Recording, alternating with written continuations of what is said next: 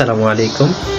আজকে রাস্তা দিয়ে যাচ্ছিলাম, তো হঠাৎ দেখি এই পাগলটা রাস্তার পাশে বসে আছে। তো ওনার কাছে গেলাম, ওনাকে গিয়ে জিজ্ঞাসা করি যে আপনি এই জায়গায় কেন, আপনার বাসা কোথায়। তো উনি আসলে কিছু বলতে পারতেছে না, বলতেছে আমি এই জায়গায় থাকি সারাক্ষণ, এই জায়গায় আমার ঘর, এই জায়গায় আমার বাড়ি। তো আসলে অনেক খারাপ লাগে এই জিনিসগুলো দেখলে, একটা মানুষ কিভাবে পরিবর্তন হয়ে যায় সমাজ থেকে। তো ওনাকে জিজ্ঞাসা করি যে আপনি দুপুরে কি খেয়েছেন, সকালে কি খেয়েছেন। উনি বলে যে আমি কিছু খাই নাই, সকালে কিছু খাই নাই, দুপুরে কিছু খাই নাই, আমাকে দেওয়ার মতো কেউ নাই।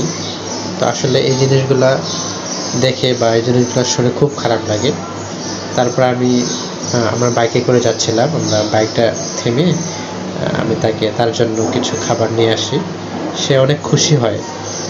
সে বলে যে আমার জন্য এগুলো দরকার ছিল না, আপনি কেন করলেন এত কিছু। সে অনেক খুশি হয়। শেষ পর্যন্ত আমাকে সে বলে যে ঠিক আছে, আপনার জন্য দোয়া রইল। তো অনেক সে খুশি হয়েছে।